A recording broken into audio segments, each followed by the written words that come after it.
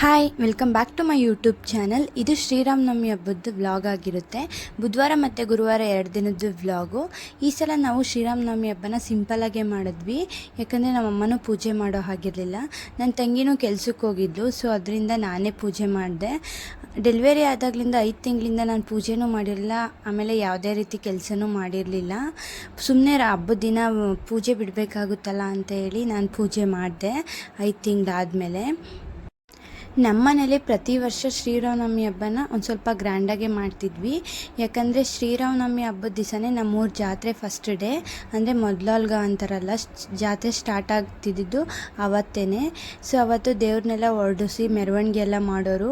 ಹಾಗೆ ಆಂಜನೇಯ ಸ್ವಾಮಿ ದೇವಸ್ಥಾನಕ್ಕೆ ಹೋಗಿ ಪಾನಕ ಮತ್ತು ಕೋಸಂಬರಿ ಎಲ್ಲ ಹಂಚ್ತಾ ಇದ್ವಿ. ಮನೇಲೂ ಕೂಡ ಪೂಜೆ ಮಾಡಿ ನೈವೇದ್ಯಕ್ಕೆ ಕೋಸಂಬರಿ ಮತ್ತು ಪಾನಕ ಎಲ್ಲ ಮಾಡ್ತಾಯಿದ್ವಿ. ತುಂಬ ಚೆನ್ನಾಗಾಗ್ತಾಯಿತ್ತು.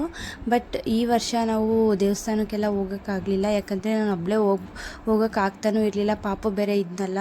ಸೊ ನಮ್ಮ ಅಮ್ಮನೂ ಬರೋ ಹಾಗಿರಲಿಲ್ಲ ಅಂತೇಳಿ ಸಿಂಪಲಾಗೆ ಮನೆಯಲ್ಲಿ ನಾನೇ ಶಾವಿಗೆ ಪಾಯಸ ಮತ್ತು ಕೋಸಂಬರಿ ಮಾಡಿ ಪೂಜೆ ಮಾಡಿದೆ. ನಮ್ಮೂರಲ್ಲಿ ಶ್ರೀರಾಮನವಮಿ ಹಬ್ಬನ ಒಂದು ಸ್ವಲ್ಪ ಗ್ರ್ಯಾಂಡಾಗೆ ಮಾಡ್ತೀವಿ. ಯಾಕಂದರೆ ಜಾತ್ರೆ ಸ್ಟಾರ್ಟ್ ಆಗೋ ಮೊದಲನೇ ದಿನ ಅಲ್ವಾ, ಸೊ ಅದರಿಂದ ದೇವರೆಲ್ಲ ಮೆರವಣಿಗೆ ಹೋಗುತ್ತೆ. ಎಲ್ಲರ ಮನೆ ಹತ್ರನೂ ಹೋಗಿ ಪಾನಕ ಮತ್ತು ಕೋಸಂಬರಿನ ಹಂಚ್ತವ್ರೆ.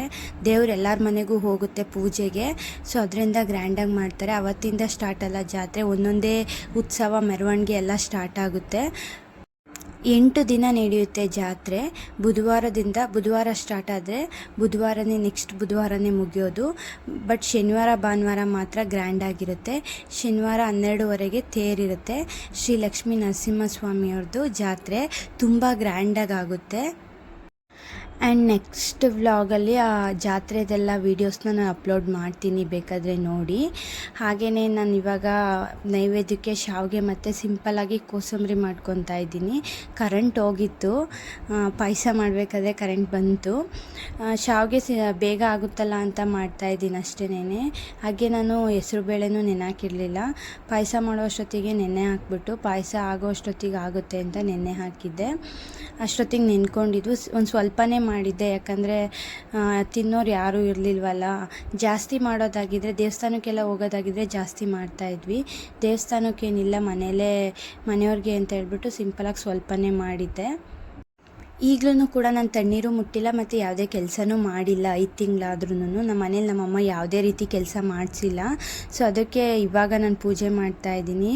5 ತಿಂಗಳಿಂದ ಫಸ್ಟ್ ಟೈಮ್ ಮಾಡ್ತಿದ್ದೀನಿ. ಆಮೇಲೆ ನಾನು ದೇವ್ರ ಮನೆಯೂ ಏನೂ ಕ್ಲೀನ್ ಮಾಡ್ಕೊಳ್ಳಿಲ್ಲ.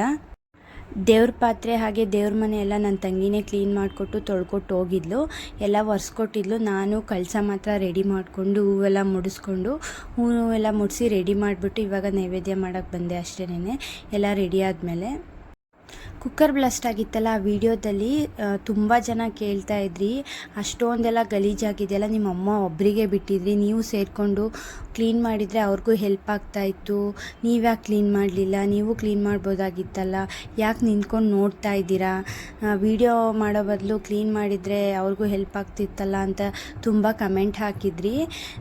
ಆವಾಗ ನಾನು 4 ತಿಂಗಳು ಬಾಣ್ತಿ ಮತ್ತು ಪಾಪುನೂ ಇದ್ದ. ನಾನು ಯೂಟ್ಯೂಬ್ ಸ್ಟಾರ್ಟ್ ಮಾಡಿದಾಗ್ಲಿಂದನೂ ಅಷ್ಟೇನೆ ವೀಡಿಯೋಸ್ ಮಾಡಿ ವಾಯ್ಸ್ ಕೊಡ್ತಾಯಿದ್ದೀನಿ ಅಷ್ಟೇ. ನಾನು ಇನ್ನೆಲ್ಲ ಪ್ರತಿಯೊಂದು ಅಡುಗೆಯಿಂದ ಹಿಡ್ದು ಪ್ರತಿಯೊಂದು ನಮ್ಮ ಅಮ್ಮನೇ ನನಗೆ ಹೆಲ್ಪ್ ಮಾಡ್ತಾ ಇರೋದು. ಕಿಚನ್ ಮೇಕೋವರಿಂದ ಹಿಡ್ದು ಈಗ ಮಾಡ್ತಿರೋ ಎಲ್ಲ ವೀಡಿಯೋನು ನಮ್ಮ ಅಮ್ಮನೇ ಹೆಲ್ಪ್ ಮಾಡ್ತಿರೋದು. ಈ ವಿಡಿಯೋದಲ್ಲಿ ಮಾತ್ರ ನಾನು ಮಾಡಿದ್ದೀನಿ ಅಷ್ಟೇನೆ, ಎಲ್ಲದಕ್ಕೂ ನಮ್ಮ ಅಮ್ಮನೇ ಹೆಲ್ಪ್ ಮಾಡ್ತಿರೋದು.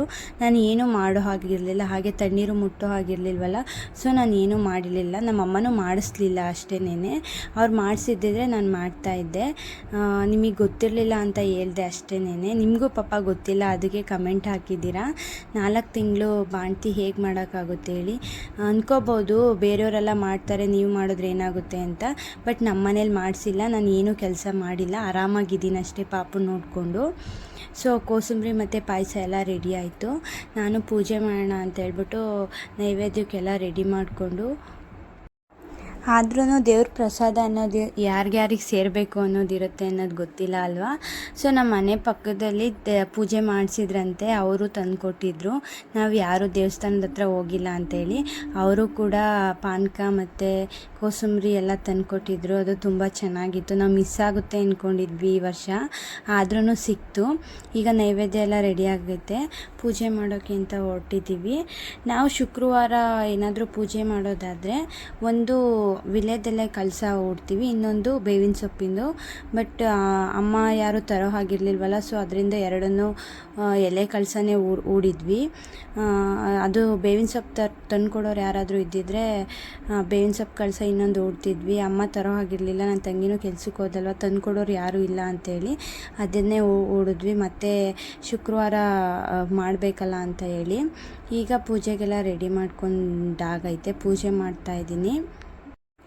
ಹಾಗೆಯೇ ನಿಮ್ಮ ಮನೇಲಿ ನೀವು ಯಾವ ರೀತಿ ಶ್ರೀರಾಮನವಮಿ ಹಬ್ಬನ ಸೆಲೆಬ್ರೇಟ್ ಮಾಡಿದ್ರಿ ಅನ್ನೋದನ್ನ ಕಮೆಂಟಲ್ಲಿ ತಿಳಿಸಿ ನನಗೆ. ಹಾಗೆ ನನ್ನ ವಿಡಿಯೋ ಯಾರ್ಯಾರು ನೋಡ್ತಿದ್ದೀರೋ ಪ್ಲೀಸ್ ಸಬ್ಸ್ಕ್ರೈಬ್ ಮಾಡ್ಕೊಂಡು ನೋಡಿ, ನಮಗೂ ತುಂಬ ಹೆಲ್ಪ್ ಆಗುತ್ತೆ. ಹಾಗೆ ಲೈಕ್ ಮಾಡಿ, ಶೇರ್ ಮಾಡಿ, ಕಮೆಂಟ್ ಮಾಡೋದಂತೂ ಮರಿಬೇಡಿ. ಈ ಥರ ಹಬ್ಬದ ದಿನ ಪೂಜೆ ಮಾಡಿದ್ರೆ ಸ್ವಲ್ಪನಾದರೂ ಸಮಾಧಾನ ಇರುತ್ತೆ. ನಮ್ಮಮ್ಮ ಬೆಳಗ್ಗೆ ಹೇಳ್ತಾಯಿದ್ರು, ಯಾರೂ ಮಾಡೋ ಆಗಿಲ್ವಲ್ಲ ಬಿಡು, ಏನು ಈ ವರ್ಷ ಪೂಜೆ ಏನು ಮಾಡೋದು ಬೇಡ, ಶನಿವಾರ ಹೇಗೂ ತೇರಬ್ಬ ಇರುತ್ತಲ್ಲ ಆವಾಗಲೇ ಮಾಡ್ಕೊಂಬಿಡೋಣ ಅಂದ್ಕೊಂಡ್ರು. ಬಟ್ ಯಾಕೋ ಸಮಾಧಾನನೇ ಇರಲಿಲ್ಲ. ಅದಕ್ಕೆ ನಾನೇ ಮಾಡ್ತೀನಿ ಬಿಡಿಯಮ್ಮ ಅಂತ ಅಂದೆ. ಹಬ್ಬದ ದಿನ ಏನಾದರೂ ಪೂಜೆ ಮಾಡಲಿಲ್ಲ ಅಂದರೆ ಯಾಕೋ ಮನಸ್ಸಿಗೆ ಸಮಾಧಾನ ಇರಲ್ಲ ಅಂತ ಹೇಳ್ಬಿಟ್ಟು ಮಾಡಿದ್ವಿ. ನಮ್ಮದು ಶ್ರೀರಾಮನವಮಿ ಹಬ್ಬ ಈ ಥರ ಇತ್ತು. ನಿಮ್ದು ಹೇಗಿತ್ತು ಅಂತ ಹೇಳಿ. ಇವತ್ತು ಏನೂ ಪ್ಲ್ಯಾನ್ ಇರಲಿಲ್ಲ. ನಮ್ಮ ಪಾಪುಗೆ ರಾಮನ ಥರ ಡ್ರೆಸ್ ಹಾಕೋಣ ಅಂತ ಸುಮ್ಮನೆ ಫ್ರೀಯಾಗಿ ಕೂತ್ಕೊಂಡಿದ್ವಿ. ಆರೆಂಜ್ ಕಲರ್ದು ಯಾವುದೂ ಡ್ರೆಸ್ಸು ಇರಲಿಲ್ಲ, ಸೊ ಅದರಿಂದ ಸುಮ್ಮನೆ ಆಗಿದ್ವಿ. ಬಟ್ ನಂದು ಒಂದು ವೇಲಿತ್ತು ಆರೆಂಜ್ ಕಲರ್ದು, ಅದನ್ನೇ ಹಾಕ್ಬಿಟ್ಟು ಅವನಿಗೆ ರೆಡಿ ಮಾಡೋಣ ಅಂತ ಹೇಳಿ ಸಡನ್ನಾಗಿ ಪ್ಲ್ಯಾನ್ ಮಾಡಿದ್ವಿ ಅಷ್ಟೇನೇ. ಪ್ಲ್ಯಾನ್ ಏನಿರಲಿಲ್ಲ, ಆದ್ರೂ ತುಂಬ ಚೆನ್ನಾಗಿ ಬಂದಿತ್ತು. ಅವ್ನು ಯಾವಾಗಲೇ ಆಯಿತು ಯಾವುದೇ ಡ್ರೆಸ್ ಹಾಕಿದ್ರು ಅಷ್ಟೇನೇ, ಡ್ರೆಸ್ ಹಾಕಿಸ್ಕೊಳೋ ತನಕ ಚೆನ್ನಾಗೇ ಇರ್ತಾನೆ. ಡ್ರೆಸ್ಸೆಲ್ಲ ಹಾಕಿ ಇನ್ನೇನು ಫೋಟೋ ಹೊಡಿಬೇಕು ಆ ಟೈಮಲ್ಲಿ ಕಿರಿಕಿರಿ ಮಾಡ್ತಾನೆ ಅಷ್ಟೇನೇ.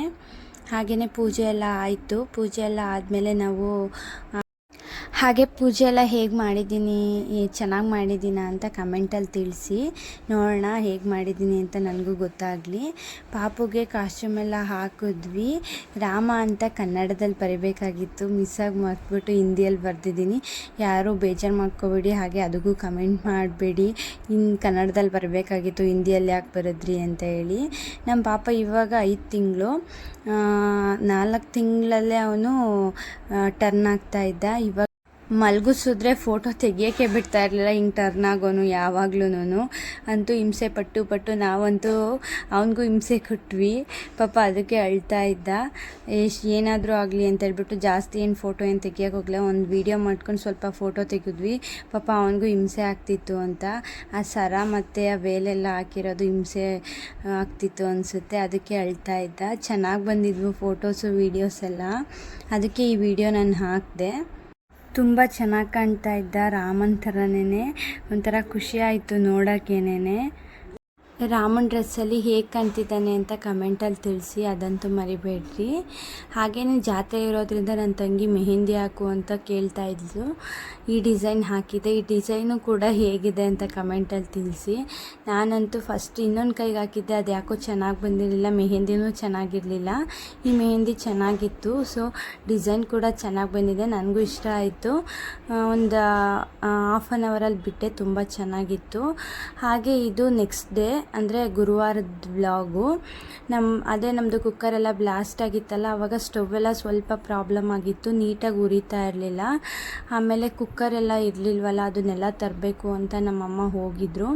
ಆನ್ಲೈನಲ್ಲಿ ಅಮೆಝಾನಲ್ಲೇ ಬುಕ್ ಮಾಡಬೇಕು ಅಂದ್ಕೊಂಡಿದ್ರು. ಬಟ್ ಆನ್ಲೈನ್ ಅಂದರೆ ಸ್ವಲ್ಪ ಭಯನೇ ಅಲ್ವಾ, ಎಲ್ಲದನ್ನು ಒಟ್ಟಿಗೆ ತರಿಸ್ಬೇಕು ಅಂದರೆ ಮತ್ತೆ ರಿಟರ್ನ್ ಮಾಡಬೇಕು ಡ್ಯಾಮೇಜ್ ಬಂದಿದ್ರೆ ಅಂತ ಹೇಳ್ಬಿಟ್ಟು ಅಂಗಡಿಯಲ್ಲೇ ಹೋಗಿ ತಂದರು. ಒಂದು ಕಡಾಯಿ ಮತ್ತು ದೋಸೆ ತವ ಮತ್ತು ಸ್ಟವ್ ಬೇರೆ ಹಾಳಾಗಿತ್ತಲ್ಲ, ಅದು ಚೆನ್ನಾಗೇ ಇತ್ತು, ಏನಾಗಿರಲಿಲ್ಲ. ಬಟ್ ಪೈಪು ಲೀಕ್ ಆಗ್ತಾಯಿತ್ತು ಗ್ಯಾಸು, ಸೊ ಅದರಿಂದ ಪೈಪು ಮತ್ತು ಗ್ಯಾಸ್ ಸ್ಟವ್ ಎರಡೂ ತಂದರು. ಅದು ಆಟೋಮೆಟಿಕ್ ಆನ್ ಮಾಡೋದು ಗ್ಯಾಸು. ಸೊ ಅದರಿಂದ ಬೇಡ, ಆಮೇಲೆ 3 ಒಲೆದು ಬೇಡ, 2 ಒಲೆ ತರೋಣ ಅಂತ ಹೇಳ್ಬಿಟ್ಟು ತಂದರು. ಹಾಗೆ 2 ಕುಕ್ಕರು ಮತ್ತು ಹಪ್ಪಳ ಒತ್ತೋದು ಪ್ರೆಸ್ಸು ಅದನ್ನು ತೊಗೊಂಬಂದಿದ್ರು. ಎಲ್ಲ ತುಂಬ ಚೆನ್ನಾಗಿತ್ತು. ಕ್ವಾಲಿಟಿ ವೈಸ್ ಮಾತ್ರ ತೋರಿಸ್ತಾ ಇದ್ದೀನಿ ನೋಡಿ, ತುಂಬ ಚೆನ್ನಾಗಿತ್ತು. ಕುಕ್ಕರು ಅಷ್ಟೇನೆ 5 ಲೀಟ್ರದೊಂದು ಮತ್ತು 7 ಲೀಟ್ರದೊಂದು ತೊಗೊಂಡು ಬಂದಿದ್ರು. ಚೆನ್ನಾಗಿತ್ತು. ಹಾಗೆಯೇ ಸ್ಟವ್ ಕ್ವಾಲಿಟಿನೂ ಅಷ್ಟೇ ತುಂಬ ಚೆನ್ನಾಗಿದೆ. 2 ವರ್ಷ ಏನೋ ವ್ಯಾರಂಟಿ ಕೊಟ್ಟಿದ್ದಾರೆ. ತುಂಬ ಚೆನ್ನಾಗಿದೆ. ಕೇಳ್ಬೋದು ಕಂಪ್ನಿದೇ ತರಬೇಕಾ, ನಾನು ಕೇಳಿದೆ ಪ್ರೆಸ್ಟೀಜ್ ಯಾವುದಾದ್ರೂ ತಗೋಬರೋದಲ್ವಾ ಅಮ್ಮ ಅಂತ. ಅವರು ಇಲ್ಲ ಇದು ಚೆನ್ನಾಗಿರುತ್ತೆ ಅಂತ ಹೇಳಿ ಕೊಟ್ರಂತೆ. ಚೆನ್ನಾಗಿದೆ, ಬಟ್ ತುಂಬ ಚೆನ್ನಾಗಿದೆ. ಏನು ಅಂದರೆ ಏನಾದರೂ ಉಕ್ಕಿದ್ರೆ ಒಳಗಡೆ ಹೋಗಬಾರ್ದು ಅನ್ನೋ ಥರ ಸೇಫ್ಟಿ ಎಲ್ಲ ಕೊಟ್ಟಿದ್ದಾರೆ. ತುಂಬ ಚೆನ್ನಾಗಿದೆ ಸ್ಟವ್ವು, ಕ್ವಾಲಿಟಿ ವೈಸು ಅಷ್ಟೇನೆ. ನಮ್ಮ ಮನೇಲಿ ಅದೇ ಗ್ಯಾಸ್ಗೆ ಸಿಲಿಂಡ್ರಿಗೆ ಫಿಟ್ ಮಾಡ್ತಾರಲ್ಲ, ಅದು ಪೈಪು ಹಾಕಿ ತುಂಬ ದಿನ ಆಗಿತ್ತು. ನಾವು ಅಬ್ಸರ್ವ್ ಮಾಡಿರಲಿಲ್ಲ. ಮೊನ್ನೆ ಹೀಗೆ ಇನ್ಸ್ಟಾಗ್ರಾಮಲ್ಲಿ ಸ್ಕ್ರೋಲ್ ಮಾಡಬೇಕಾದ್ರೆ ಯಾವುದೋ ವಿಡಿಯೋ ನೋಡಿದೆ, ಅದು ಎಕ್ಸ್ಪೈರಿ ಡೇಟ್ ಅಂತಲೂ ಇರುತ್ತೆ ಅಂತ ಹೇಳ್ಬಿಟ್ಟು. ತುಂಬ ವರ್ಷ ಆಗಿತ್ತು, ಅದಕ್ಕೆ ಅನಿಸುತ್ತೆ ಅದು ಲೀಕ್ ಆಗ್ತಾ ಇದ್ದಿದ್ದು. ಗ್ಯಾಸೇ ನಿಲ್ತಾ ಇರಲಿಲ್ಲ. ಒಂದು 20 ಡೇಸ್ ಕೂಡ ಗ್ಯಾಸ್ ಬರ್ತಾಯಿಲ್ಲ. ಸೊ ಅದಕ್ಕೆ ಸುಮ್ಮನೆ ಅಲ್ಲಿ ಕಳೆಯೋ ಬದಲು ಸ್ಟವ್ವೇ ತಂದುಬಿಡೋಣ, ಸ್ಟವ್ ಪೈಪ್ 2 ತಂದುಬಿಡೋಣ ಅಂತ ಹೇಳ್ಬಿಟ್ಟು ತಂದು ನಮ್ಮಮ್ಮ ಫಿಟ್ ಮಾಡ್ತಾ ಇದ್ದಾರೆ. ಹೇಗೋ ಜಾತ್ರೆ ಬೇರೆ ಇದೆಯಲ್ಲ, ಎಲ್ಲ ನೆಂಟರು ಬಂದಾಗ ಸುಮ್ಮನೆ ಪ್ರಾಬ್ಲಮ್ ಆಗಬಾರ್ದು ಅಂತ ಹೇಳ್ಬಿಟ್ಟು ಎಲ್ಲದನ್ನು ತಂದರು. ಆದರೂ ಅಲ್ಲೆಷ್ಟೋ ನಮ್ಮ ಅಡುಗೆ ಮನೆಗೆ ತುಂಬ ಚೆನ್ನಾಗಿ ಕಾಣ್ತಿತ್ತು. ಆದರೆ ಕೆಟ್ಟೋಗಿರೋದು ಏನು ಇಟ್ಕೊಳೋದು ಅಂತ ಚೇಂಜ್ ಮಾಡಿದ್ವು ಅಷ್ಟೇ. ಈ ಸ್ಟವ್ ಕೂಡ ನಮ್ಮ ಅಡುಗೆ ಮನೆಗೆ ತುಂಬ ಚೆನ್ನಾಗಿ ಕಾಣ್ತಿದೆ. ಈ ಐಟಮ್ ಎಲ್ಲ ಹೇಗಿದ್ದಾವೆ ಅಂತ ಕಮೆಂಟಲ್ಲಿ ತಿಳಿಸಿ, ಯಾಕಂದರೆ ನಿಮ್ಮ ಅಭಿಪ್ರಾಯ ನಂಗೆ ತುಂಬ ಮುಖ್ಯ. ಇವತ್ತಿನ ವ್ಲಾಗ್ ಇಷ್ಟ. Thank you for watching. Bye.